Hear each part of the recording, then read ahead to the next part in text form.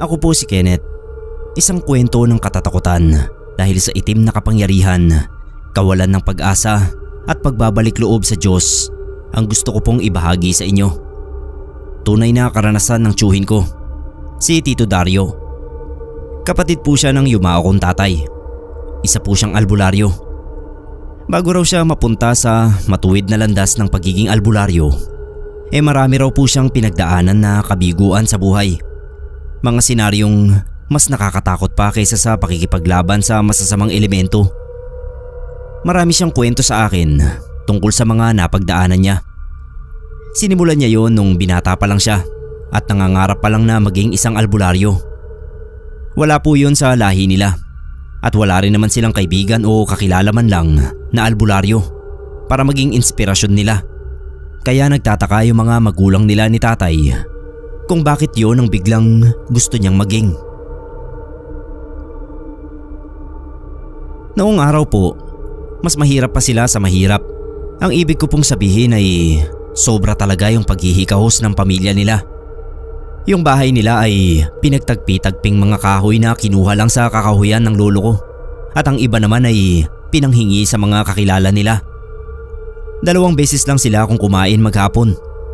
Minsan isa, kung walang mabungkal na kamote si lolo sa kapiraso nilang lupa, ay wala rin silang kakainin. No read no write kasi pareho ang lolo at lola ko. At sina tatay ay hindi rin makapag-aral dahil nga sa kawalan nila ng pagkakakitaan. Paminsan-minsan ay may nagpapa-extra kay lolo sa bukid. Kasakasama niya sina tatay at Tito Dario. Pero hindi rin sapat ang binabayad sa kanila. Mas matanda nga pala ng 3 taon ang tatay ko sa tito ko.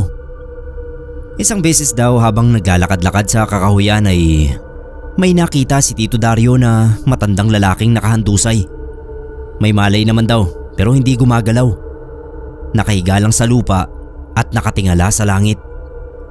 Nilapitan niya tapos tinanong kung anong nangyari. Tumingin sa kanya yung matanda. Tinulungan niyang bumangon tapos sinandal niya sa puno. Kwento raw ng matanda, isa siyang albularyo na taga kabilang bayan. Nandoon siya dahil may nilabanan siyang engkanto. Akala nga raw niya ay patay na siya. Naging interesado si Tito sa kwento ng matanda. Kaya naupo pa siya sa tabi para pakinggan ang mga sasabihin pa ng albularyong nagpakilala sa kanya sa pangalang Tata Omeng. Ang dami raw kinuwento sa kanya. Nakuha talaga ang atensyon niya. Hindi na nga namalaya ni Tito ang paglipas ng oras. Kaya nung mapansin niyang dumidilim na, ay dali-dali na siyang nagpaalam sa matanda. Pinagsisihan niya na hindi niya naitanong ang eksaktong tirahan sa kabilang bayan para sana mapuntahan niya kung sakali. Kasi parang nabitin siya sa kwentuhan nila. Hindi naman niya naaya na sumama sa kanya dahil hindi nga maayos ang bahay nila. Iniisip-isip daw ni Tito noon kung totoo ba yung mga kwento sa kanya ng albularyo tungkol sa mga masasamang elemento gaya ng mga aswang, engkanto at laman lupa. Kasi kung totoo ang mga yon, parang napakagaling daw ni Tata Omeng para labanan ng mga yon. Doon daw unang sumagi sa isip niya na gusto niyang maging isang albularyo. Gusto rin niyang makaengkwentro ng mga kakaibang nilalang. Walang pinagsabihan si Tito tungkol sa pagkakakita niya sa albularyo sa gubat. Kaya takang-taka sina lolo at lola kung bakit bigla ay sinabi niyang gusto niyang maging isang albularyo. Sabi ni lolo, dapat daw ang pinapangarap ni Tito ay magkaroon ng maayos na mapagkakakitaan nang sa gayon ay makaahon sila sa sobrang kahirapan. Hindi man daw sila maging mayaman, yun bang kahit papano ay mairaos nila ang isang araw na hindi kumakalamang sikmura. Sa pagiging albularyo raw kasi ay walang pera at bukod doon ay napakadelikado pa. Palaging mahaharap sa panganib na mahirap ipaliwanag. Pinagkibit balikat lang ni Tito Dario ang sinabi ng tatay niya. Hindi man lang nabawasan ang interes niya na maging katulad ni Tata Omeng. Nung mamatay ang nanay nila sa sakit, ay lalo pang naging mahirap ang bawat araw para kina tatay at tito. Kasi nawalan na ng gana sa buhay ang tatay nila. Kahit mga binata na sila, ay nanatili silang nangangapa sa ipanglalaman sa sikmura. dahil halos ayaw na rin kumilos ni Lolo. Sobrang dinamdam ang pagkawala ng asawa. Si Tito Dario ay hinanap niya si Tata Omeng. Sa wakas ay kinuwento na rin niya kay tatay ang pagkakakilala niya sa albularyo. Wala namang pakialam si tatay. Mas nakafocus siya sa nakuha niyang trabaho sa koprahan. At pinayuhan niya si Tito na maghanap na lang din ng regular na mapagkakakitaan kaysa asikasuhin ng walang kwentang bagay tungkol sa pag-aalbularyo. Pero hindi rin yun inintindi ni Tito. Pinagpatuloy niya yung paghahanap kay Tata Omeng dahil desidido talaga siya na maging tulad niya. Dahil na rin sa pagtsatsaga niya ay natagpuan din niya ang albularyong hinahanap niya sa hindi inaasahang pagkakataon. Nagkasabay sila sa pagbisita sa isang lamay. Kasamahan nila sa bukid dati ang namatay at balitang ang kinamatay ay nakulam daw. Bigla na lang lumaki ang tiyan hanggang sa pumutok. Nabuhayan ng loob si Tito nang matanaw na paparating si Tata Omeng. Hindi pa agad niya nilapitan kasi sinalubong ng mga kaanak ng namatay ang matandang albularyo. Siya pala kasi ang gumamot sa lalaki. Kaya lang huli na nang dalhin sa kanya. Malala na kaya hindi na rin niya naagapan. Kung nadala raw sana sa kanya ng maaga ay naisalba pa niya ang buhay. Matyagang naghintay sa pagkakataon si Tito para malapitan at makausap si Tata Omeng. Paalis na nga sana, hinabol lang niya. Natandaan naman agad siya. Hindi na muna umalis at nakipagkwentuhan sa kanya sa isang mesa ron. Inusisa ni Tito ang nangyari sa lalaki. Ani Tata Omeng, malakas namang kukulam ang tumira sa lalaki. Ang nagpatira ay may malaking inggit at selos na may kinalaman sa asawa. Pero sabi ni Tata Omeng, may mga bagay na hindi na niya idinetalye sa pamilya dahil lilikha lang daw ng malaking gulo. At kahit naman kay Tito ay hindi na rin niya dinetalye. Kumbaga, pahaging lang na nagets naman ni Tito. Sa isip niya, may pagtataksil na nangyari.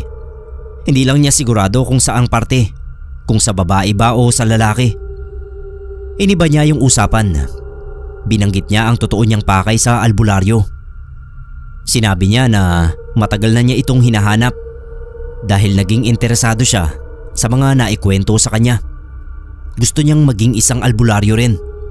Kung maaari sana ay isang malakas na albularyo na may kakayahan na manggamot ng mga tao at gayon din ay may kakayahan na lumaban sa masasamang elemento.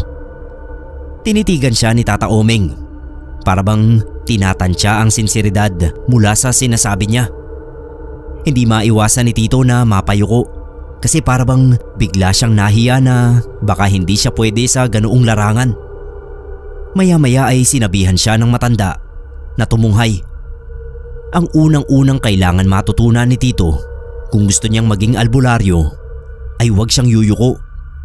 Bagamat ang pagyuko ay tanda ng kababaang loob para sa larangan ng pakikipaglaban sa masasamang elemento, isa yung senyales ng kahinaan. Hindi raw dapat magpakita ng kahinaan ang isang tunay na albularyo, lalo na sa harap ng kalaban. Tumango-tango si Tito. Isang tanong pa ang binato sa kanya ng albularyo. Kung handa raw ba siya na mamatay? Hindi agad siya nakasagot. Pero sa kagustuhan niya sa gawaing yon ay bumawi siya at sunod-sunod ulit na tumango. Sabay sabi na handa siyang mamatay kahit anong oras. Alam ni Tito Dario na hindi pa kumbinsido si Tata Omeng doon sa naging sagot niya dahil nauna niyang naipakita ang pag-aalinlangan nang tanungin siya kung handa ba siyang mamatay. Kaya sinabi niya na maaaring wala pa siyang alam at hindi pa ganoon kalakas ang loob niya. Pero handa siyang magsanay, magtiyaga at matuto. Tinapik-tapik siya ng albularyo sa balikat at sinabing huwag siyang mag-alala. Tuturuan siya. Sinabi rin sa kanya ni Tata Omeng ang eksaktong tinitirhan sa kabilang bayan. Kaya naman tuwang-tuwa si Tito habang pauwi. Gusto sana niyang ikwento kay tatay ang kasiyahan niya nung gabing yon dahil sa muli nilang pagkikita ng albularyong makakatulong sa gusto niyang mangyari sa buhay niya. Ang kaso kinontrol niya ang sarili. Alam naman kasi niya na hindi interesado ang kuya niya At baka nga magalit pa dahil tulad ni lolo ay tutol din si tatay sa kagustuhan niyang maging albularyo. Palinga-linga si Tito Dario habang hinahanap yung address na sinabi sa kanya ni Tata Omeng. May mga pinagtanungan din siya kaya hindi nagtagal ay natuntun niya. Isang hindi kalakihang bahay daw yon na medyo malayo sa mga kabahayan. Isang magandang babae ang nagbukas ng pinto para sa kanya. Tingin niya hindi sila nalalayo ng edad. Maluwang yung ngiti nung tanungin kung sino siya at anong kailangan niya. Nagkakandautal siya nung magpakilala at sabihin ang pakay niya. Nahiya kasi siya doon sa babae. Napakaganda raw sa paningin niya. Nung masabi na niya ang pakay ay pinatuloy siya nito at pinaupo sa upuang kahoy. Agad namang lumabas ng silid si Tata Omeng at natuwa nang makita si Tito Dario. Mabuti naman daw at nakarating siya. Kinatuwa ng matanda ang pagdating niya. Dahil desidido raw talaga siya na matutunan ng pagiging albularyo. Pinakilala siya sa babaeng nagbukas ng pinto. Nag-iisang anak palayo ni Tata Omeng na ang pangalan ay Victoria at may palayaw na Vicky. Nanlamig daw ang palad ni Tito nung makipagkamay sa kanya si Vicky. Kasi pala ay na-love at first sight siya. Lalo na at sinabi ng albularyo na dalaga pa ang anak niya. Inutusan ni Tata Omeng si Vicky na ipagluto sila ng merienda. Agad namang sumunod si Vicky. Pero bago tuluyang pumunta sa kusina ay tinapunan muna ulit ng sulyap si Tito at iniwanan ng napakatamis ng ngiti. Kaya si Tito kilig na kilig daw ng mga sandaling yun. Habang nagluluto ng merienda ang babae ay nagsimula ng mag-usap sina Tito at Tata Omeng tungkol sa pagiging isang albularyo. Hindi raw yun basta-basta. Isa rin daw bukasyon na mahirap talikuran. Medyo nawawala nga si Tito sa focus sa pakikipag-usap sa matanda dahil napapatingin siya sa kusina kung saan nandoon si Vicky na panay din ang sulyap sa kanya. Nahalata naman agad siya ni Tata Omeng kaya sinabihan siya na ang albularyo dapat ay nakafocus sa gawain dahil ang unang-unang estratehiya daw ng kalaban para matalo siya ay ang alisin ang focus niya. Lituhin siya nang sa gayon ay hindi niya magawa ang dapat niyang gawin. Ganon din daw sa panggagamot. Kailangan ay nakafocus ang albularyo sa sakit na ginagamot niya para hindi siya magkamali. Sa oras na magkamali siya, ang tiwala sa kanya ng tao ay mawawala. Magkakaroon na lagi ng pagdududa. Paano raw siya magiging mahusay na albularyo kung sa pagbibigay pa lang ng atensyon ay sumasablay na siya? Agad namang humingi ng tawad si Tito at binigay na nga niya ang buo niyang atensyon sa mga sinasabi ng matanda. Sa gitna ng pag-uusap nila, bigla silang nakarinig ng nabasag na baso. Nabitawan pala ni Vicky at nang dinampot ay nasugatan ng kamay niya. Maagap namang sumaklolo si Tito. Kinuha niya yung basag na baso sa kamay ni Vicky at nilagay sa basurahan. Tapos inakay niya papunta sa lababo yung dalaga. Hinugasan yung nasugatan na kamay at saka nilagyan ng asukal para mapigil ang pagdurugo. Humingi siya kay Tata Omeng ng malinis na telang ipangbabalot doon. Naiiling daw noon sa kanya si Tata Omeng at si Vicky naman mismo ay natatawa dahil para sa mag-ama ay maliit na sugat lang yon kaya hindi raw siya dapat umakto ng ganoon. Paano nga kasi nabighani agad si Tito sa anak ng albularyo kaya natataranta siya. Pag-uwi ng bahay ay para siyang nakalutang sa alapaap kasi bukod sa nakapunta na siya sa bahay ni Tata Omeng ay nakilala pa niya ang nag-iisa nitong anak na dalaga. Kaso nawala yung ngiti sa labi niya nung pagalitan siya ni tatay. Kanina pa pala siya hinahanap dahil nahirapan daw huminga si lolo. Kailangan ng tulong niya. Buti na lang at umayos din ang pakiramdam. Humingi ng tawad si Tito. Tapos tinabihan na niya si lolo para hilot-hilutin. Sabi pa niya kay lolo, huwag daw mag-alala dahil bago siya manggamot ng ibang tao ay sisiguraduhin niya na ang sarili muna niyang tatay ang mapapagaling niya. May grupo ng mga albularyong kinabibilangan si Tata Omeng at gusto isali roon si Tito Dario. Pero bago siya isali sa grupo ay sasanayin muna siya ng mga kaalaman sa pagiging albularyo para naman hindi siya maging kahiya-hiya. Kaya naman ang naging sistema noon ni Tito ay 3 beses sa isang linggo nagpupunta siya sa bahay nila Tata Oming para magsanay. Tapos kapag nasa bahay naman nila siya ay inaasikaso niya ang pagpapagaling kay lolo. Si tatay nung mga panahon na yon, bale siya yung tumatayo na breadwinner nila. Medyo maayos-ayos na raw kasi ang naging trabaho ni tatay sa koprahan. Kaya hinayaan na niya si Tito na mag-focus muna sa pag-aalaga sa tatay nila. Parang ano raw kasi, na mild stroke si lolo. Hindi naman nila kayang ipagamot sa may bayad. Nung malaman naman ni Tata Oming ang kalagayan ni lolo, ay tumulong din siya. Hanggang sa unti-unti ngang makarecover si lolo. Kasabay ng unti-unti ring pagkakaroon ng kaalaman ni Tito sa pag-aalbularyo. Bukod doon ay nagkakamabutihan na rin daw sila ni Vicky. Isang araw ay dumating ang pinsan ni lolo sa bahay nila. Siya si Chong Luis nila Tito. Naghahanap daw ng makakatulong sa talyer nila sa Maynila. Si tatay ang napili niya dahil mas patanda si tatay kay Tito at mas malaki ang katawan. Ayaw sana ni tatay. Pero naisip niya na baka yun na ang pagkakataon para makaahon sila sa hirap. Nangako kasi ang Chong Luis na pag-aaralin din siya kung sasama siya. Kaya ang nangyari, pinasa ni tatay kay Tito Dario ang trabaho niya sa koprahan. Medyo nabawasan tuloy ang oras ni Tito sa pagsasanay bilang albularyo. Pero kahit kapos sa kaalaman, ay ipapasok pa rin siya ni Tata Oming sa grupo nila. Kahit tutol na tutol si lolo ay wala siyang nagawa sa kagustuhan ni Tito. Nang tuluyang umigi ang pakiramdam ay bumalik na rin sa pagtatrabaho sa bukid si lolo. Isang araw bago pumasok si Tito Dario bilang kasapi sa grupo ng mga albularyo ay nagkaroon ng magandang pangyayari sa pagitan nila ni Vicky. Kaya tawagin na natin siya ngayon na Tita Vicky. Sobrang bilis ng mga naging pangyayari sa kanila ni Tito na naging dahilan para maging mag-asawa na sila. Nung araw daw na yon, pagpunta niya kina Tata Oming, ang nadatnan niya ay si Tita Vicky. Sabi umalis daw ang tatay. Pinatuloy siya at hinaina ng merienda. Habang kumakain sila ay ang lagkit daw ng tingin sa kanya ni Tita Vicky, kaya napapayuko raw siya. Kahit meron na silang pagkakaunawaan ay nahihiya pa rin siya. Hindi tuloy siya makakain ng maayos. Maya-maya ay lumapit ng upo sa tabi niya at nilaro-laro yung buhok niya. Sa bandang patilya, tapos dinantay ang kamay sa balikat niya at sa hita na rin.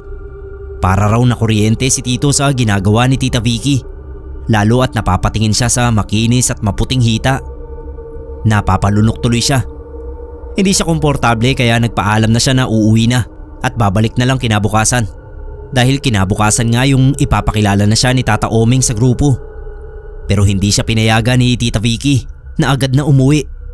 Sa halip daw ay ikinawit ang 2 kamay sa leeg niya. At sabi wala naman silang kasama sa bahay. Bakit hindi muna raw manatili roon si Tito?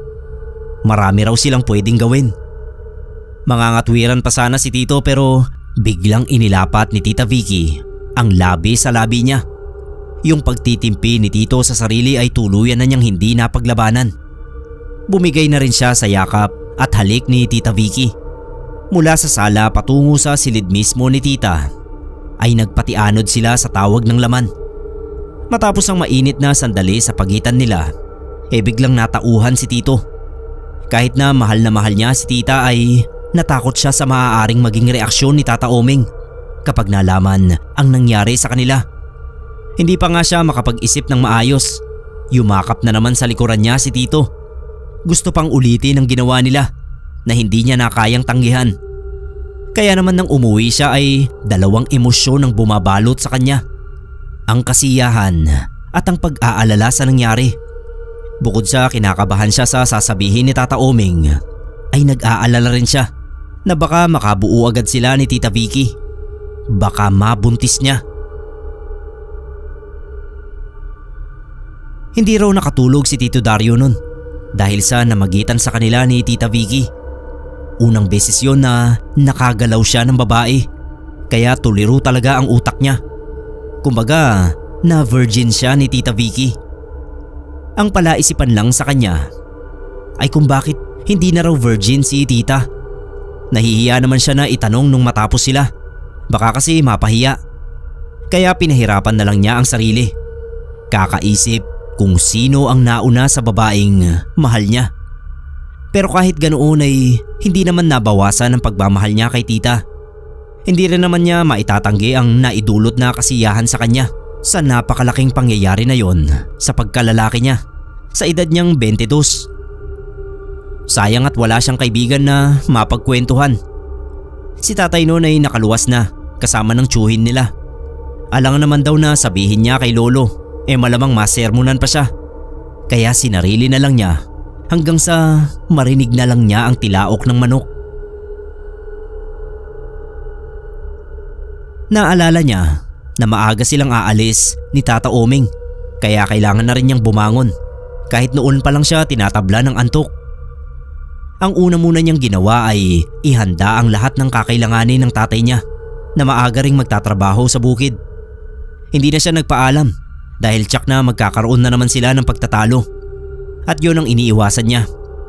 Ayaw niya kasing maulit yung mild stroke ni lolo. Nung makaalis na si lolo ay tsaka umalis si tito para pumunta kina Tata Oming. Medyo nahuli raw siya ng dating kaya napagalitan siya ng matanda. Hindi raw siya dapat nahuhuli sa oras na pinag-usapan dahil hindi siya hihintayin ng mga kagrupo niya. Kaya kailangan ay mayroon siyang disiplina sa sarili pagdating sa oras. Napayuko na lang si tito at humingi na lang din ng pasensya. Bago sila umalis ni Tata Oming ay nilapitan siya ni Tita Vicky. Pinalakas daw ang loob niya. Sabi ni tita, wala siyang dapat ipag-alala dahil mababait naman daw ang mga albularyong makakasama niya sa grupo. Tsak na makakasundo niya. Tapos pinisil-pisil pa raw ni tita ang kamay niya. Dahil doon ay medyo nabawasan ang kaba niya. Tatangkain pa sana niyang halikan si Tita Vicky, pero bigla raw nagsabi si Tata Oming na kailangan na nilang umalis. Kaya napairap na lang si tita sa tatay niya. Habang daan ay kabadong-kabado si Tito Dario, lalo na nang nasa harapan na sila ng pintuan ng lumang bahay kung saan ginaganap ang pagpupulong ng mga albularyong kasapi sa grupo. May pangalan ng grupo nila, Gamhanan. Ang ibig sabihin daw noon ay kapangyarihan o makapangyarihan. Isang beses sa isang linggo ay nagsasagawa sila ng pagpupulong. Doon pinag-uusapan ang mga naging ganap nila sa buong linggo bilang albularyo. Nagulat pa si Tito Dario nang malaman na ang pinuno ng grupo ay mismong si Tata Oming. Napakasimple at napakamababang loob kaya hindi halata. Hindi rin naman sinabi sa kanya. Nung ipakilala na siya sa mga miyembro ng grupo ay napansin agad ni Tito ang kakaibang tingin sa kanya ng mga yon. Tinitignan siya mula ulo hanggang paa na para bang inuuri. Magbababa sana siya ng tingin pero naalala niya ang sinabi ni Tata Oming sa kanya na huwag siyang yuyuko dahil isa yung senyales ng kahinaan at hindi siya dapat nagpapakita ng kahinaan sa kalaban. Opo, ramdam niya na hindi mga kagrupo ang mga nasa harapan niya kundi mga kalaban kung paano nila siya tignan, lalo na yung Douglas. Kung makatingin daw sa kanya ay parang gusto na siyang lamunin.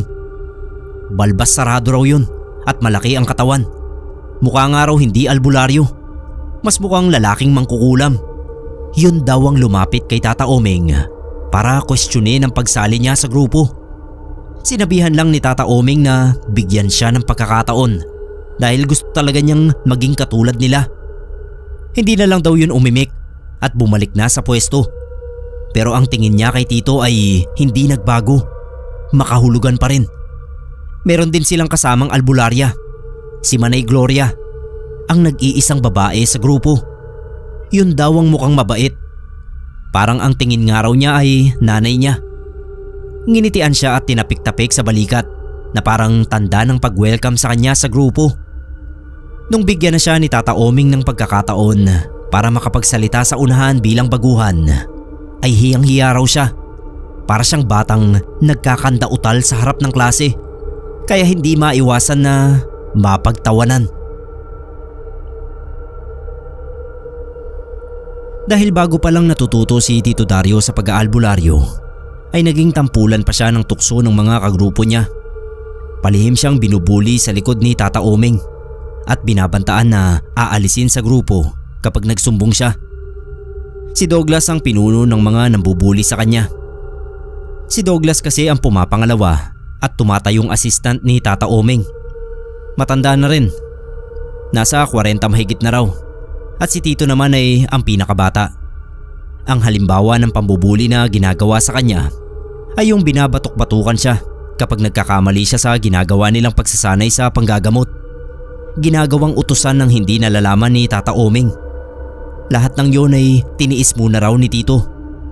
Nung kaarawan ni Tata Omeng, inimbitahan ang buong grupo sa bahay. Tinulungan ni Tito si Tita Vicky na magluto ng mga handa dahil yung tiyahin na inaasahang tutulong ay hindi nakarating. Nagkasakit daw. Napansin ni Tito na iba ang tingin ni Douglas kay Tita, kaya sinabihan niya si Tita Vicky na huwag magdididikit doon sa albularyong yun dahil wala siyang tiwala.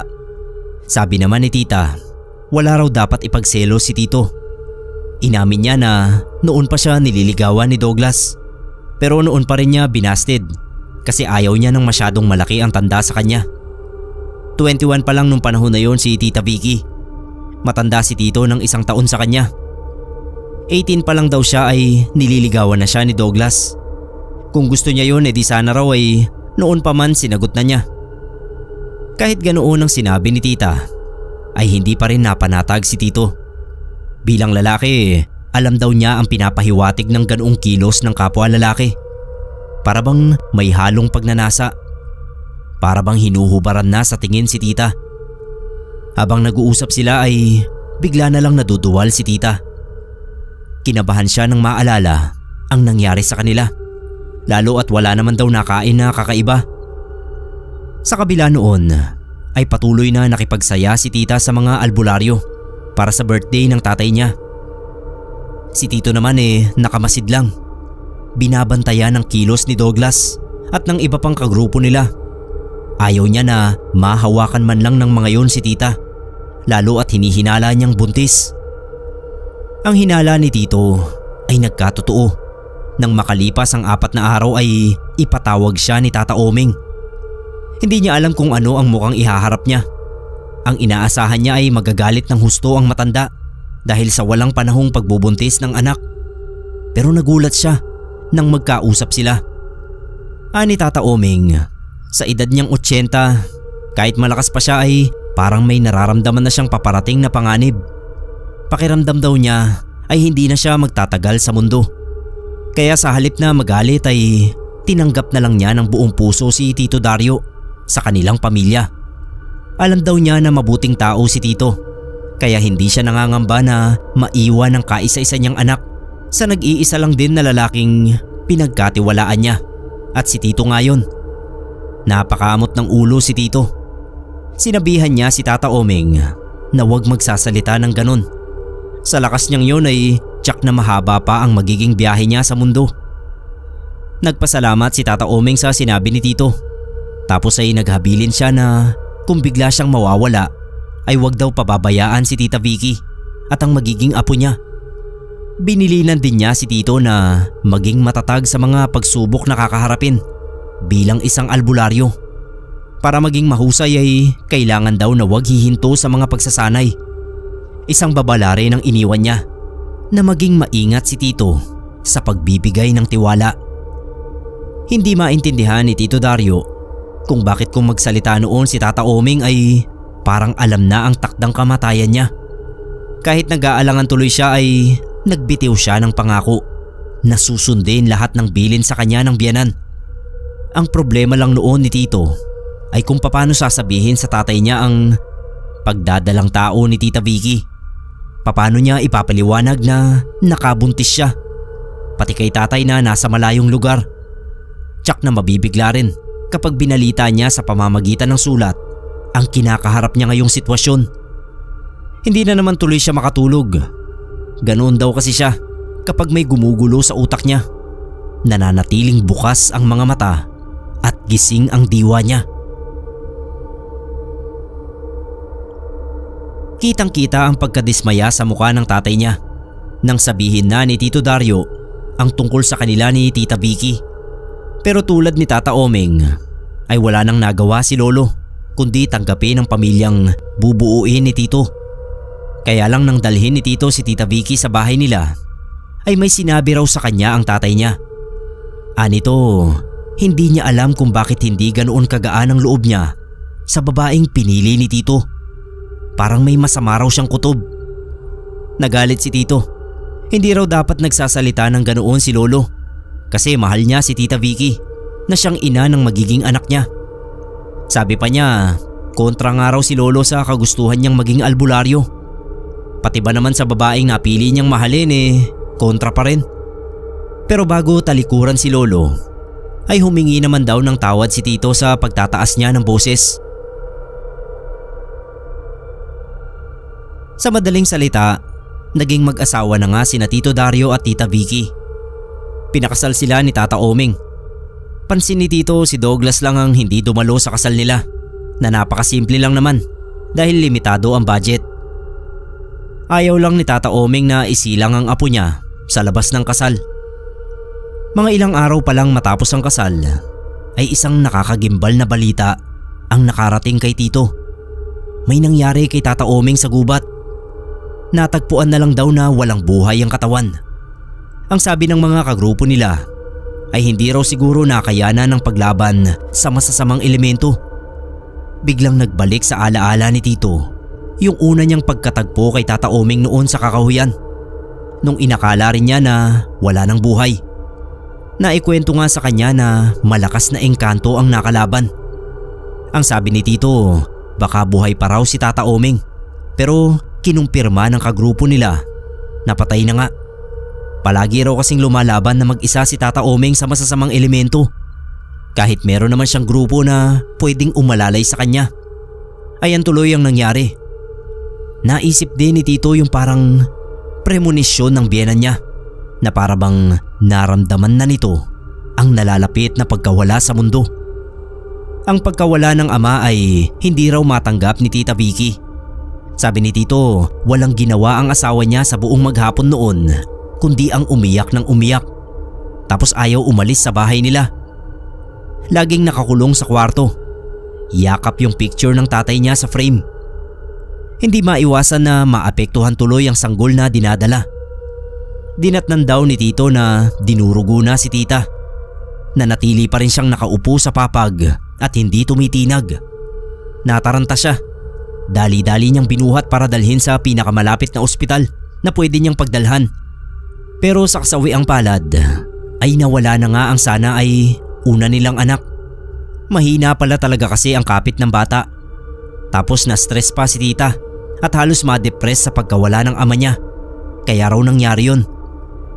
Hindi alam ni Tito kung sino ang sisisihin niya. Ayaw niya kasing dagdagan pa ang pagdadalamhati ni tita.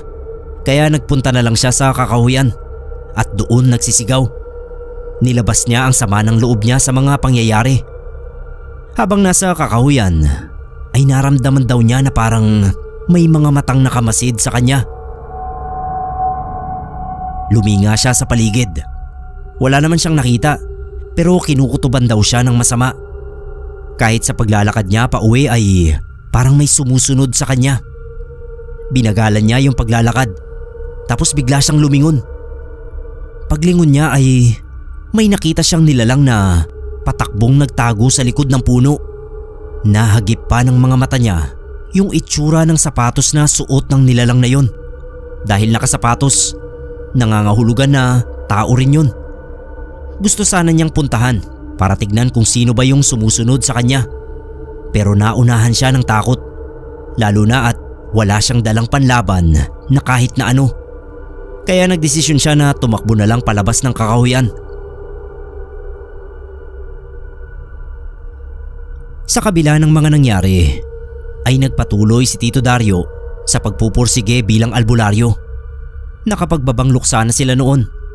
Sumasama pa rin siya sa grupo nilang gamhanan. Kung noong buhay pa ang pinuno nila na si Tata Omeng ay nagagawa siyang hamak-hamaki ng mga kapwa albularyo, mas lalo na raw nang si Douglas na ang namumuno. Bilang pangalawa kasi kay Tata Omeng noon ay matik na ang paghalili nito sa pwestong naiwan. Ayaw naman siyang alisin sa gamhanan dahil siguro gusto nila na may napaglalaroan sa grupo bilang siya pa rin ang pinakabata at pinakakakaunti ang nalalaman. Nanatili namang nagtitiis si Tito dahil alam niya na kailangan pa rin niyang matuto mula sa kanila ng mga veterano sa pagiging albularyo. Isang beses daw ay nilapitan siya ng albularyang si Manay Gloria. Tinanong siya kung gusto niyang sumama sa kabilang ibayo. Meron kasing gagamutin doon ng matanda na binarang daw. Nagdalawang isip si Tito kasi maiiwang mag-isa sa bahay si Tita Vicky. Ayaw naman ni Tita na pumisan sa bahay ni Lolo. Hindi kasi maiwan ang bahay nila nang yumaon niyang Tatay Omeng. Pero hindi pa nakakasaksi si Tito ng ginagamot na nabarang. Kaya ang ginawa niya ay nakiusap na lang siya sa tatay niya na samahan muna si Tita sa bahay habang wala siya. 2 gabi kasi siyang mawawala. Pumayag naman si Lolo. Pero sa 2nd gabi pa masasamahan si Tita kasi may aasikasuhin pa sa bukid ng maaga. Sabi ni Tita wala namang dapat ipag-alala si Tito kahit maiwan siyang mag-isa. Nung dalaga pa siya ay madalas din siyang maiwan ng tatay niya kapag umaakyat ng bundok kasama ang grupo ng mga albularyo.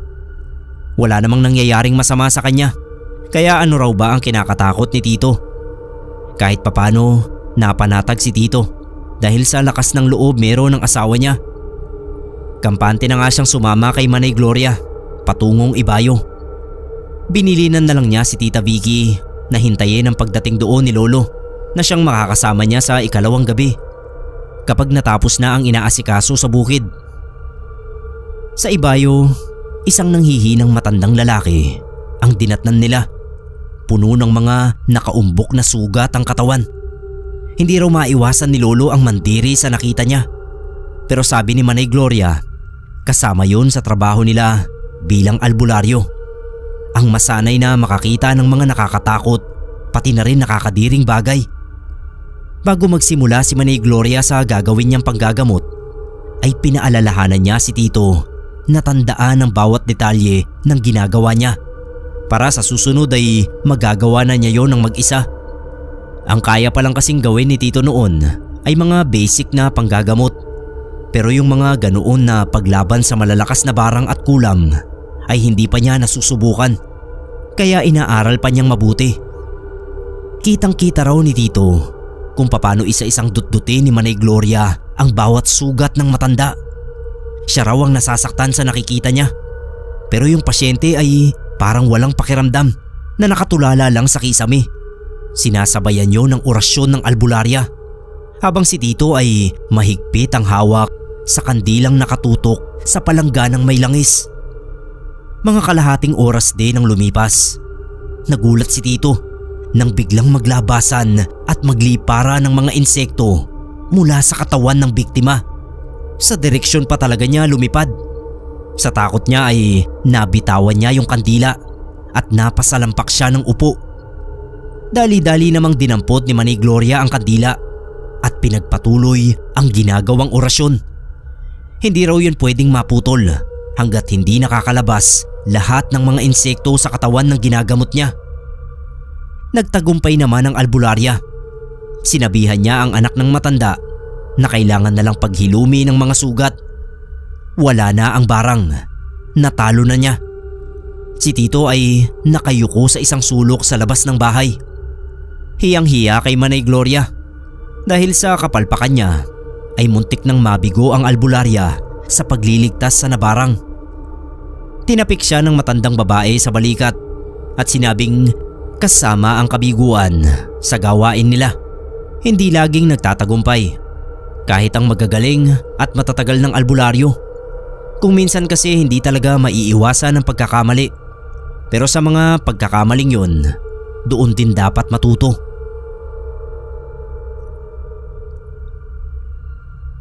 Nung gabi na natuwa si Tito Dario na makakauwi na sila at hindi na aabuti ng kinabukasan.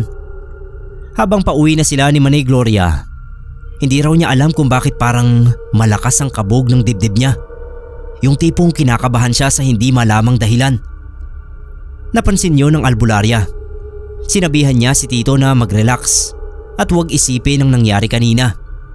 Pero sinabi ni Tito na hindi yun ang iniisip niya. At ang totoo ay hindi niya alam kung anong nagpapakaba sa kanya sa mga sandaling yun. Ani Manay Gloria, kalimitan kapag ganoon ay malamang na may masamang nangyari sa kakilala o kapamilya niya mismo. Magdasal lang daw si Tito na hindi ganoon. Nauna nang bumaba ng jeep si Manay Gloria dahil doon na ang kantong papasok ng bahay nila.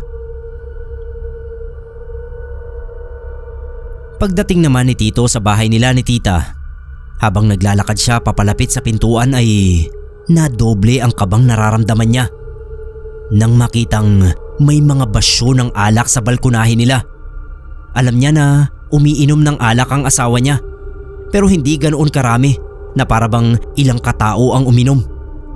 Mabagal ang mga hakbang niya hanggang sa makapasok sa loob ng bahay. Nagtaka siya dahil akala mo may dinaos na okasyon sa sobrang kalat ng mga pinagkainan mula sa sala hanggang kusina.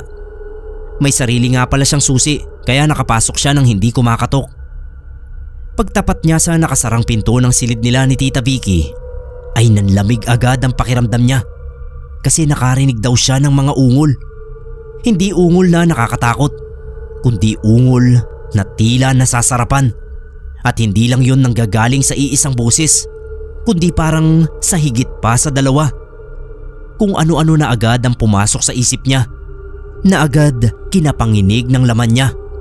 Nanlalambot ang kamay ni Tito nang hawakan niya ang doorknob at pagpihit niya roon ay isang nakakapangilabot na tagpo bilang asawa ang tumambad sa kanya. Si Tita Vicky. May kasamang 3 lalaki sa loob mismo ng kwarto nila. At ang halos ikapanindig pa ng balahibo ni Tito ay nang makilala niya ang 3 lalaking yon na lahat ay kakilala niya. Ang 3 albularyong kasama niya sa grupo. Ang mga albularyong nambubuli sa kanya. Kabilang si Douglas na siyang pinuno nila ngayon. Malinaw na malinaw sa pagkakita ni Tito Dario ang eksenang yon na hindi napapagsamantalahan ng asawa niya, kundi kusang loob na pinapaubaya ang sarili sa 3 lalaki. Napaatras ng hakbang si Tito. Lumobo ang ulo niya sa galit at pandidiri sa babaeng pinag-alayan niya ng puso at pinakasalan.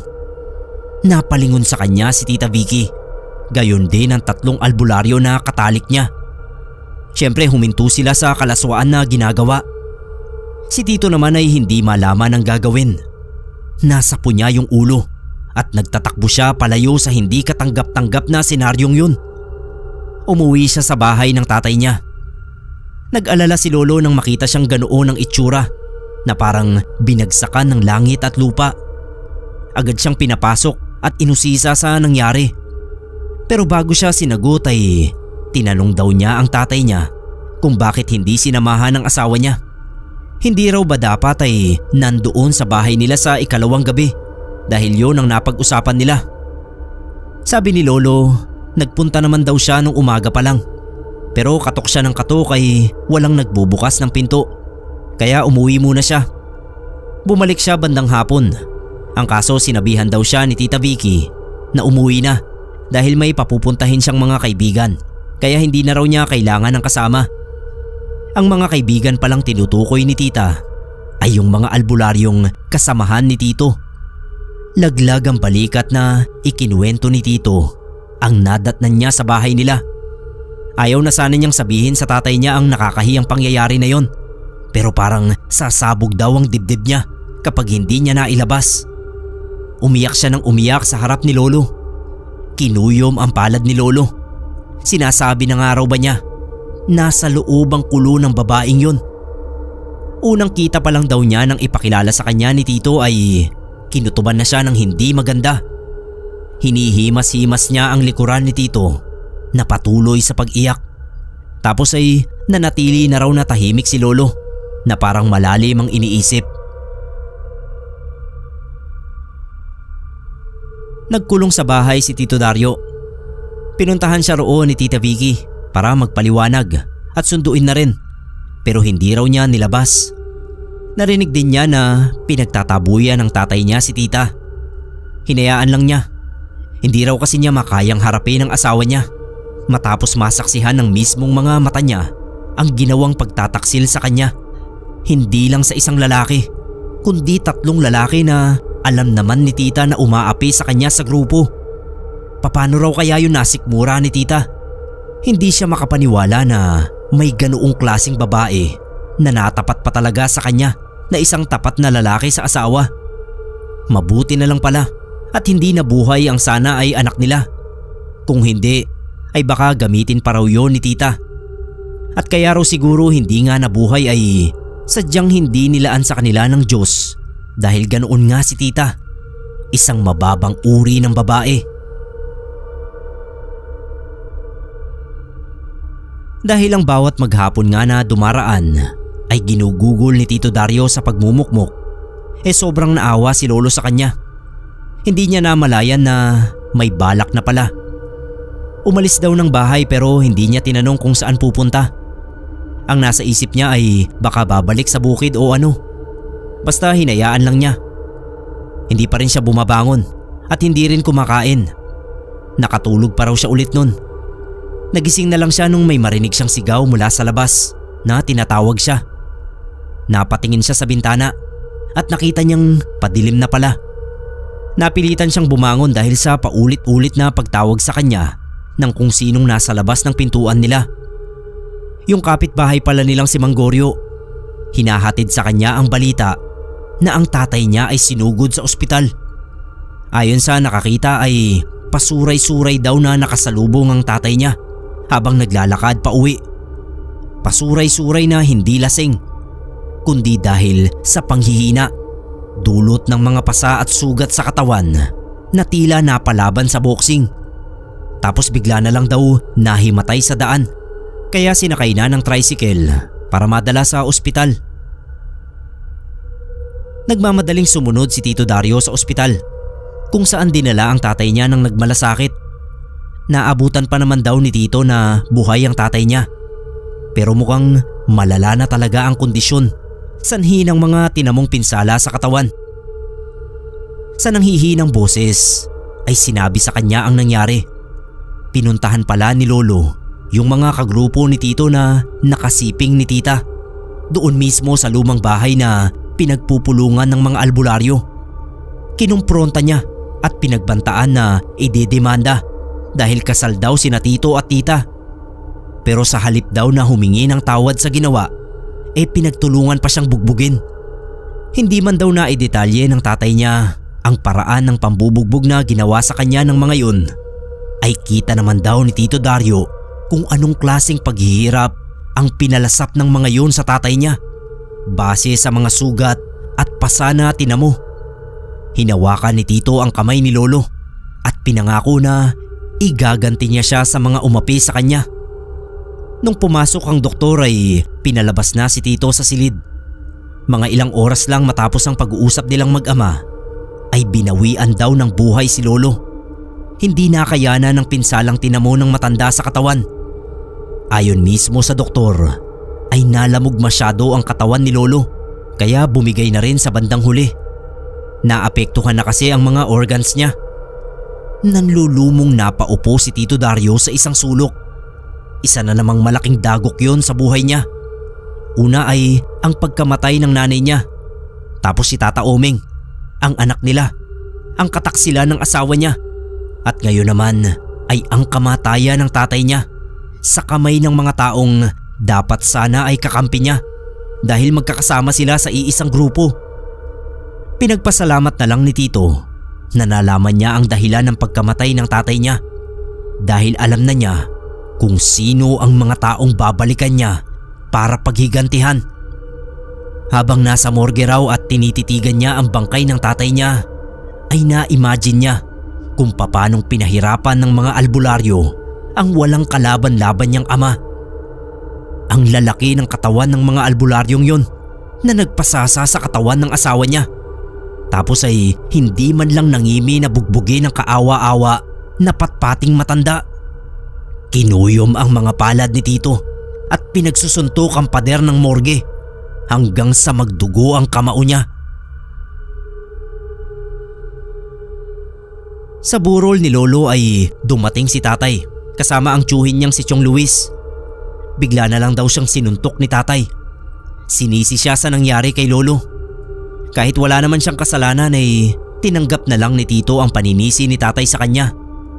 Nagpunta pa raw si Tita Vicky sa lamay pero hindi talaga niya kinausap ni hindi niya hinarap kasi wasak na wasak siya nun. Isa lang ang tumatakbo sa utak niya, ang makapaghiganti. Matapos mailibing ang lolo ko ay bumalik ng Maynila sina tatay at Chong Luis. Isasama raw si Tito pero nagmatigas siya. Ayaw niyang sumama kasi nga meron na siyang plano. Tumiwalag na siya nun sa grupo ng gamhanan.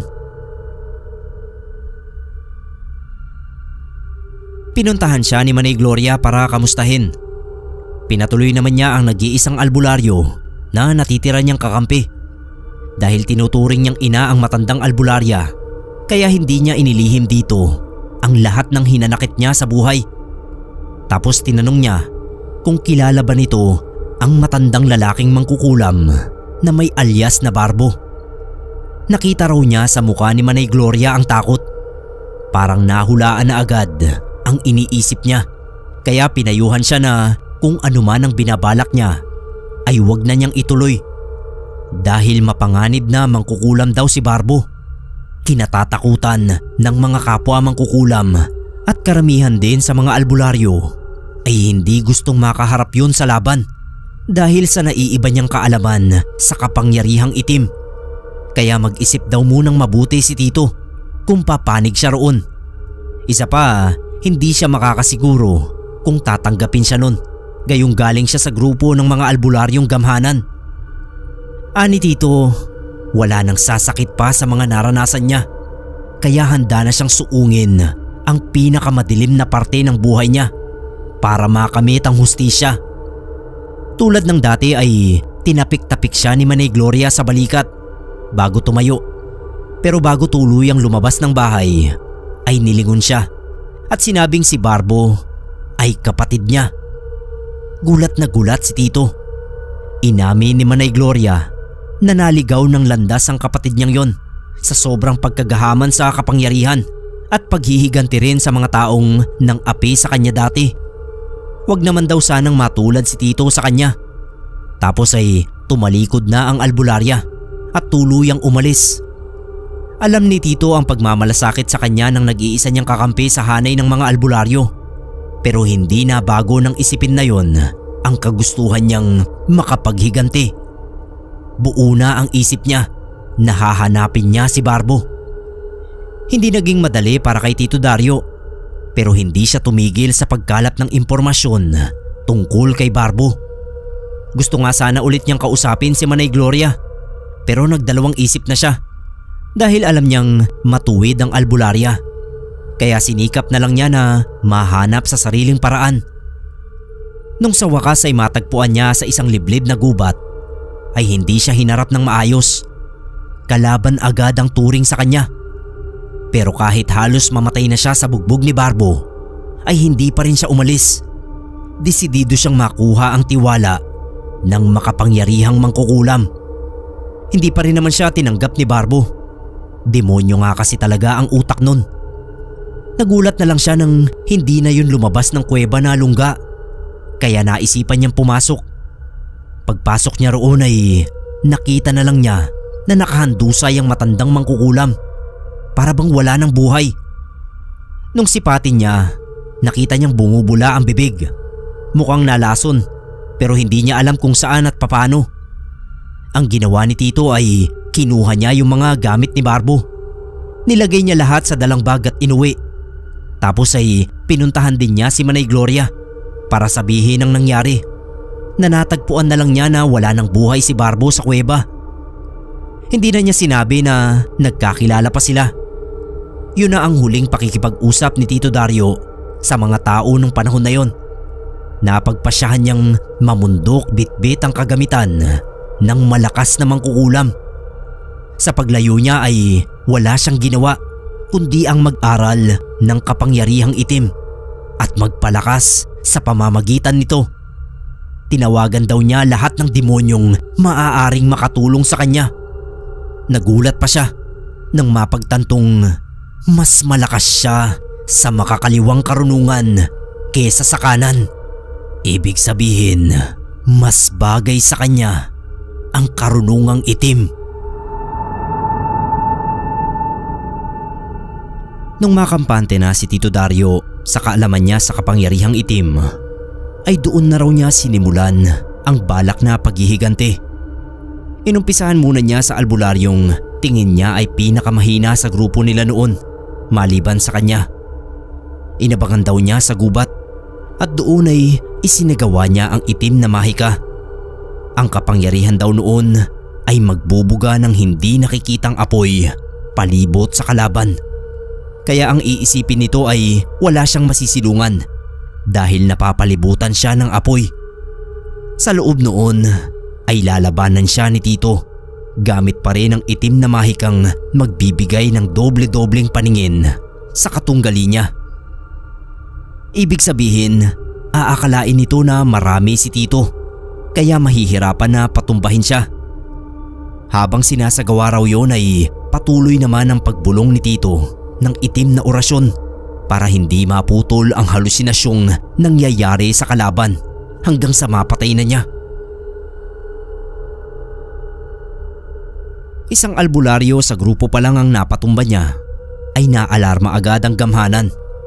Nagsagawa agad ng plano para matukoy ang may kasalanan sa nangyari sa kasamahan nila. Wala pa silang ideya noon na si Tito ang may gawa kasi alam nila na mahinang klase lang si Tito. Sa panggagamot na nga lang ay pumapalpak pa. Ano pa raw kaya sa pakikipaglaban? Maliban kay Manay Gloria, alam ni Tito na naiisip na siya ng albularya. Sa ikalawang pagkakataon ay muling nagpatumba ng isa na namang albularyo si Tito sa hanay ng dating grupong kinabibilangan niya. Dahil doon ay nagkaroon ng mahalagang pagpupulong ang mga albularyo na may kinalaman sa dalawang kagrupo nila na napaslang. Alam lahat ni Tito ang nangyayari dahil nakasubaybay siya sa mga yon. Sinusundan din niya ang bawat lakad ng miyembro na tatargetin niya. Pakiramdam daw niya noon ay napakahusay na niya dahil hindi siya mahuli-huli ng mga tinuturing niyang kalaban. Walang ibang clue na makukuha dahil malinis niyang nagagawa ang krimen na mukhang inatake lang sa puso ang biktima kung karaniwang tao ang mag-iimbestiga. Pero ang mga albularyo, alam nila na merong mali. May nag-iisa-isa talaga sa kanila. Habang si Tito ay kampanteng pinagpapatuloy ang nasimulan niya. Plano talaga niyang ubusin silang lahat. Ihuhuli niya yung tatlong nakasiping ng asawa niya at pumatay sa tatay niya. Sa tuwing maaalala raw niya ang nakita niya sa silid na yon, pati yung itsura ng tatay niya bago mamatay, ay talagang nagwawala siya sa galit. Kulang na lang pati sarili niya ay saktan niya sa sobrang bigat ng dinadala niya. Siguro daw ay nakabalita si tatay sa nangyayari sa lugar nila na isa-isang nangangamatay yung mga albularyo nang hindi natutukoy ang salarin. Kaya hinanap siya, pero hindi raw siya nagpakita noon kay tatay. Kahit nakita niya siya na palakad-lakad dahil nga siguro hinahanap siya at pinagtatanong-tanong, pero tinaguan lang daw niya. Ayaw niyang madamay si tatay kaya ni hindi niya ginawang lapitan. Tapos nakita rin niyang umalis na si tatay sakay ng bus pabalik sa Maynila. Kinatuwa raw niya yon. Pinagpatuloy ni Tito ang naantala niyang paghihigante. Alam niya na sa mga panahon na yon ay gigil na si Douglas na malaman ng salarin sa likod ng mga pagtumba ng mga kabaro nila. Isang beses kasi ay naniktik si Tito sa ginanap na pulong sa lumang bahay. Nasa ilalim siya ng sahig at nakatalungko. Dinig niya ang usapan ng mga albularyo roon. May isang nagbanggit ng pangalan niya. Baka siya raw ang salarin dahil hindi nila siya matagpuan. Pero hindi raw naniwala si Douglas. naniniwala pa rin siya na wala siyang kakayahan na gawin ang mga nangyaring pagpaslang sa mga kasama nila. Dapat daw mag-focus ang grupo sa pagtugis sa mga mahihigit nilang kalaban kaysa pagtuunan ng isang pipitsuging albularyo na gaya ni Tito. Binanggit din ni Douglas na dati ay sinundan-sundan niya si Tito sa gubat para pag-aralan ang kilos nito. Akalain mo bang natakot at tumakbo sa nadaramang panganib? Hindi raw gawain ng albularyo ang tumakbo sa laban. Noon napatingin si Tito sa suot na sapatos ni Douglas at naalala nga niya ang sapatos na pagmamay-ari ng nilalang na nagtago sa likod ng puno. Dahil sa mga narinig niya ay lalo raw nagpursige si Tito sa ginagawa niyang paghihiganti. Lalo siyang nagpalakas hanggang sa ang ginagawa niyang estilo ng pagpatay ay dinadala niya hanggang sa panaginip. Doon niya sila inaatake sa kung paano niya inatake ang mga nauna sa gising nilang diwa. Talagang naging grabe ang mga pamamaraan ni Tito. Walang kalaban-laban ang mga biktima niya. Hindi na nasisiyahan si Tio Dario sa mga nangyayari. Nakukulangan siya kaya dinalasan niya ang paghihiganti. Ang plano talaga niya ay ubusin ang mga albularyo sa grupo. Kaya lang nagulat siya nang malamang nagtiwalagan na pala ang mga kasapi at lumayo sa lugar nila sa takot na sila naman ang isunod ng hindi nakikilalang salarin. Dahil doon ay medyo nadismaya si Tito, pero nabuhayan din agad siya ng loob nang matiyak na ang tatlong nakasiping ng asawa niya at nambugbog sa tatay niya ay nananatili pa rin sa lugar nila. Kaya nag-isip agad siya ng malakasang plano para sa hustisyang gusto niya. Bago niya yun isinagawa ay dinalaw niya ang puntod ng tatay niya at sinabi rito na malapit na nilang makamit ang hustisya. Humingi siya ng tawad sa ama kung makukuha nila ang katarungan sa pamamagitan ng itim na karunungan. Yun lang daw ang alam niyang paraan. Matapos sa puntod ng ama ay lumapit naman sa puntod ni Tata Oming. Hindi niya akalain na darat nandoon si Tita Vicky na nagkataong dumalaw din sa ama. Nagulat daw si Tita nang makita siya kasi nga ang tagal na niyang hindi lumulutang. May malakas ding kutob ang dati niyang asawa. Harapan na sinabi sa kanya na siya raw ang pumapatay sa mga kapwa albularyo. Hindi itinanggi ni Tito pero hindi rin niya inamin. Hinayaan niya na maging palaisipan yon kay Tita. Sinubukan pa raw siyang kumbinsihin na magbalikan sila dahil siya raw talaga ang mahal. Ani Tita, nalasing lang daw siya at hindi niya alam ang mga nagawa niya. Sabi pa ay kaya lang daw niya inimbitahan ng mga kagrupong albularyo ni Tito ay para pakiusapan na maging mabuti na ang pakikitungo sa kanya, lalo na at wala na si Tata Oming. Pumayag naman daw ang mga yon sa kondisyon na makikipag-inuman sa kanila si Tita. Pero iba na si Tito Dario nung mga panahon na yon. Tinawanan lang niya ang hindi kapanipaniwalang palusot ni Tita Vicky. Matigas na ang loob niya at ayaw na uli niyang maging mahina, lalo na sa harap ng babaeng nanakit ng husto sa puso niya at nagyurak sa pagkalalaki niya. Sinakal niya sa liig si Tita at sinabing magpasalamat na lang at tinitignan pa rin niya ang nagawang kabutihan sa kanya noon ni Tata Oming. Isinaalang-alang pa rin niya ang pinagsamahan nila kahit papano. Yun na lang daw ang natitirang liwanag sa puso niya. Kaya bago pa magdilim ang paningin niya ay sinabihan niya si Tita na umalis na at huwag na ulit tangkain na ibalik ang dating meron sila o ni magpakita sa kanya. Takot na umalis si Tita Vicky. Pagkaalis niya ay sumulyap na lang si Tito sa puntod ni Tata Oming tapos ay umalis na rin. Dumiretso si Tito sa kuweba na dating lungga ni Barbo. Doon niya isinagawa ang malakas na ritual na kakailanganin niya para sa pinakamalupit niyang paghihiganti. Ilang araw siyang nagkulong doon at nag-focus sa pagpapalakas ng kapangyarihan niyang makapagpagalaw ng bagay sa pamamagitan ng orasyong tinawag niya mula sa impyerno. Doon ay sinubukan niyang magpagalaw ng mga bato. May mga pagkakataon na nabigo siya pero hindi siya huminto hanggang sa maging perpekto ang plano niya. Makalipas ang ilang araw ay lumabas na siya ng kuweba. Umuwi sa bahay nila at kumain ng marami. Tapos ay natulog siya ng natulog dahil kakailanganin niya ang lakas. Matapos ihanda ang sarili ay nagsimula na uli siya na buntutan ng mga albularyong pakay niya. Sisiguraduhin daw niya na magiging perpekto ang gagawin niyang paghihiganti sa 3. Isa-isa niyang pinadalhan ng mensahe ang 3 albularyo na sina Mando, Aloy at Douglas. Pero may panlin lang siyang ginawa.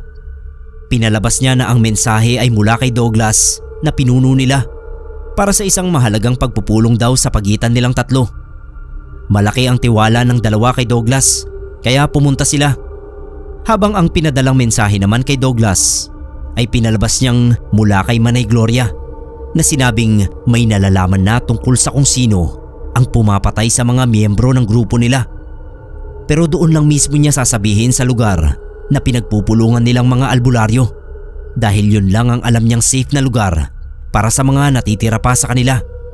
Sa tingin ni Tito ay napaniwala naman niya ang 3 sa mga pinaabot niyang mensahe. Naunang dumating ang 2 albularyo. Tahimik silang nakiramdam at naging alisto sa paligid ng lumang bahay. Ilang saglit lang ang lumipas at kasunod na rin nilang dumating si Douglas. Sa pagdating ng pinuno nila ay noon nila nalaman na hindi talaga siya ang nagpatawag ng pulong na yon. Sinabi niyang si Manay Gloria naman ang nagpahatid daw ng mensahe sa kanya. Dahil doon ay pare-pareho silang kinutuban ng masama. Pinagdudahan ni Mando ang albularya na may pakana ng lahat, lalo at hindi pa siya dumarating. Baka raw may inihandang patibong laban sa kanilang 3. Pinagtanggol naman ni Douglas ang matandang babae at sinabing hindi nito magagawang magtraidor sa grupo nila, lalo na at wala namang posibleng maging dahilan. Noon naisip ni Douglas si Tito Dario na matagal nang nawawala. Dinig lahat ni Tito ang usapan ng 3 dahil nandoon lang siya sa silong, nakaupo at nakapikit pero tahimik na nakikinig. Handang-handa na siya sa napipintong pinakamalupit niyang paghihiganti. Tumingala si Douglas sa kisame para bang nakakaramdam ng nakaambang panganib. Pero dahil wala siyang narinig kahit konting kaluskos ay binaba niya ang tingin sa silong at inilinga sa paligid. Hindi naman daw nangamba si Tito na makita siya sa silong dahil gumamit siya ng tagabulag. Hindi na siya nag-aksaya ng panahon. Habang nag-uusap-usap pa yung 3 albularyo ay hinawakan na niya ang isang maliit na itim na aklat at nagsimulang basahin ang nilalaman noon. Nagsimula na ring makarinig ng tila mahinang huni ng ibon ang 3 sa mga tenga nila. Kinalikot ni Douglas yung tenga niya na inakala niyang pinasok ng insekto. Nung mapansin nilang iisa ang nangyayari sa kanila, ay doon na nabuo ang hinala nila na nasa loob na sila ng isang patibong. Sinabihan ni Douglas ang dalawa na lumabas na sila roon. Pero huli na. Hindi na nila mabuksan ang pinto. Pati yung bintana ay mahigpit na nagsara. Habang si Tito Dario ay patuloy na nagbabasa ng ritual mula sa itim na aklat. Ang tila huni ng ibon na naririnig ng 3 sa tenga nila ay palakas na ng palakas. Kaya nahawakan nila ang mga tenga at pare-parehong namilipit sa kakaibang sakit na naramdaman nila. Sinubukan pa raw ni Douglas na kontrahin ang nangyayari sa kanila. Umusal din siya ng orasyong nalalaman niya na pangontra sa mga kakaibang bulong. Pero napaghandaan na rin yun ni Tito. Alam na niya kung paano ko kontrahin ang pangontra ng albularyo. Ilang sandali pa at ang lumakas na huni ng ibon ay napalitan ng nakapangingilabot na bulong na tila boses ng demonyo. Alam niyang may kanya-kanyang punyal ang 3 albularyo. Iyon ang bagay na hindi nawawala sa kanila kapag haharap sa mga hindi nila tiyak na sitwasyon gaya ng senaryong yon. Mula sa silong ay inumpisahan na yung kontrolin ni Tito kasabay ng pagkontrol niya sa isip nila. Naramdaman yun ni Douglas kaya ginawa niya ang nalalaman nila na makakapagpatigil sa nangyayari sa kanila. Naghawak-hawak silang tatlo habang nakabilog at sabay-sabay na bumigkas ng orasyon. Aminado si Tito Dario na ang binigkas na orasyon ng tatlo ay malakas, dahilan para maantala ang sarili niyang orasyon na base sa kapangyarihang itim na natutunan niya. Pero hindi raw siya pwedeng mabigo. Kailangan niyang paglabanan ng orasyon ng tatlo. Pinangibabaw daw niya ang galit sa puso niya. Kailangan niya yon para mas lumakas ang puwersa niya na mula sa kaliwa niyang karunungan. Hindi naman nabigo si Tito Dario. Nawasaki ng mahigpit na paghahawak-hawak ng tatlong albularyo para proteksyonan ang bawat isa. Nagawa yung kalagay ni Tito, kasabay ng pagbigkas niya sa mas matinding orasyon na nagdulot ng pagbalandra ng tatlong albularyo sa iba't ibang sulok ng bahay. Noon na muling nag-focus si Tito Dario sa talagang gusto niyang mangyari. Pero isa na namang hadlang ang dumating. Si Manay Gloria na sa mga sandaling yun ay nasa labas ng bahay at nagsasagawa ng sarili niyang pagriritual laban kay Tito. Alam niya na laban sa kanya dahil naapektuhan siya. Nakaramdam daw siya ng paninikip ng dibdib kaya napilitan siyang lumabas ng silong. Nagawa rin daw pawalain ni Manay Gloria ang bisa ng tagabulag niya kaya nakita na rin siya ng tatlong albularyo na mga iika-ikang nagsilabasan din sa loob ng bahay. Gulat na gulat pagkakita sa kanya. Tinanong niya ang albularya kung anong ginagawa roon. Sabi sa kanya, sinabi ng anak niya na dumaan doon si Douglas dahil pinatawag daw niya. Alam niyang hindi niya yun ginawa. Kinutuban na siya kaya nagpunta siya roon sa bahay pulungan nila. Natatawa namang tinanong ni Tito ang tatlo kung bakit tila takang-taka sila sa pagkakita sa kanya. Hindi raw ba sila makapaniwala na magagawa niya ang lahat ng yun? Ang lipulin ang mga miyembro ng gamhanan. Binida ni Tito sa kanila na malakas na siya ngayon. Mas malakas ng triple kesa sa kanilang lahat. Pilit naman siyang kinukumbinsi ni Manay Gloria na magbalik loob sa Diyos at sa sinumpang bukasyon ng pagiging mabuting albularyo. Galit na tumingin si Tito sa albularya at sinabing walang buting dinulot sa kanya ang mga albularyo, lalo na ang tatlong yun na umabuso sa asawa niya at pumatay sa tatay niya. Kahit nakangiwi na raw ang muka sa sakit dulot ng pagbalandra, ay natatawa pa ring inalala ni Douglas ang masarap na gabing pinagsaluhan nilang apat kasama si Tita Vicky. Napakasarap daw sa tenga napakinggan ang halinghing ng isang nasisiyahang babae. Inalala rin niya ang nakakaawang pag-ungol ng tatay ni Tito dahil sa hirap na dinanas mula sa pambubugbog nila. Hindi lang yun, inamin din ni Douglas na siya ang pumatay kay Tata Omeng para matupad na ang kagustuhan niyang maging pinuno at makaganti sa nakakawalang ganang pagbibigay nito ng pabor kay Tito. Nang marinig yun ay umakyat ang dugo ni Tito sa ulo. Walang ideya ang tatlo kung gaano na siya kalakas. Nilapitan niya sila at isa-isang binalibag sa magkakahiwalay na parte sa harapan ng lumang bahay. Hindi na nakuhang tumawa ni Douglas sa pinakitang lakas ni Tito. Galit na bumigkas ng nakakapanindig balahibong orasyon si Tito. Malakas yung bumabatingting sa tenga ng tatlo. Napaatras na lang daw si Manay Gloria nang magsimulang iangat ng tatlong albularyo ang kanika nilang punyal na naglalabas ng itim na usok.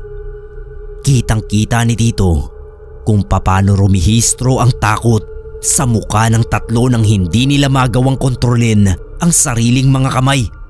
Dahil ang nagkokontrol na nun ay siya na mismo. Si Mando ay inundayan ng saksak si Aloy, habang si Aloy ay ganoon din ang ginawa kay Douglas at si Douglas kay Mando. Alam ni Tito na nanghihilakbot ang tatlong albularyo sa ginagawa nila. Sila mismo ang nagtataraka ng punyal at hindi nila maawat ang mga sarili. Nakabantay din at nagtatawanan ang mga demonyong pinakawalan ni Tito na siyang tumutulong sa kanya sa mga oras na yon. Alam niyang nakikita sila ng mga kawawang albularyong nagpapatayan. Wala namang magawa si Manay Gloria. Siguro alam na niya na hindi na rin niya mapipigilan si Tito sa ginagawang paghihigante. Kaya napaluhod na lang habang pinapanood kung paano kontrolin ni Tito Dario ang sitwasyon sa pamamagitan ng itim na kapangyarihan. Nung pare-pareho na raw nakahandusay ang tatlo, ay tsaka lang din huminto si Tito sa pagbigkas ng itim na orasyon. Hinihingal na napaluhod din siya sa harap ng tatlo. Nung makitang wala ng buhay ang mga yon, ay unti-unti siyang tumawa. Iyak tawa ang ginawa niya dahil sa wakas ay nakamit na raw niya ang hustisya. Si Manay Gloria ay unti-unti siyang nilapitan at kinuha ang itim na aklat mula sa kamay niya. Tsaka siya tinapik-tapik sa balikat, tanda ng pagpapakalma sa kanya. Tapos ay nagmamadali ng umalis. Sabi ni Tito, si Manay Gloria ang nagpatunay sa mga nag-imbestiga na nagpatayan talaga ang tatlo dahil sa mainit na pagtatalo. Hindi niya dinawit ang pangalan ni Tito. Nandoon lang daw sana sila para magpulong, pero nagkaroon nga ng mainit ang pagtatalo sa pagitan ng tatlo, kaya nangyari ang hindi inaasahan. Si Tita Vicky nabalitaan ni Tito na umalis na sa lugar na yon. Hindi niya alam kung natakot din ba na siya na ang isunod o sadyang lumayo na sa kanya. Pero wala na raw siyang pakialam doon. Napagdesisyonan niyang ituloy ang panggagamot bilang albularyo, pero hindi ang paggamit ng itim na karunungan. Tuluyan na raw niyang kinalimutan yon. Nakilala ko si Tito Dario first year high school ako. Nung isama kami ni tatay sa lugar nila. Hindi man nagkaroon ng sarili niyang pamilya si Tito. Sabi niya ay okay naman daw ang buhay niya kaysa dati. Paminsan-minsan ay bumibisita rin siya sa amin sa Maynila. At kapag nakikita kami sa Maynila man o sa baryo nila, ay hindi maaaring hindi maglaan si Tito ng oras para kwentuhan kami sa mga naging karanasan niya nung araw sa pagiging isang albularyo.